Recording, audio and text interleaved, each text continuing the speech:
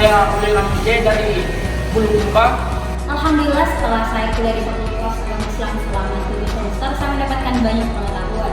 Bukan hanya di ranah akademik, tapi juga di ranah intelektual, humanitas, dan spiritual. Saya sangat bersyukur bisa kuliah di Fakultas Agama Islam karena di Fakultas Agama Islam saya diajarkan berbagai hal, terutamanya di bidang akademik dan kelembagaan di Universitas Muhammadiyah Makassar. Saya berharap kepada adik-adik sekalian bisa bergabung di Fakultas Agama Islam. Nama saya Lutfiarhan, mahasiswa Fakultas Agama Islam yang telah diberikan kesempatan oleh Universitas Muhammadiyah Makassar untuk mengikuti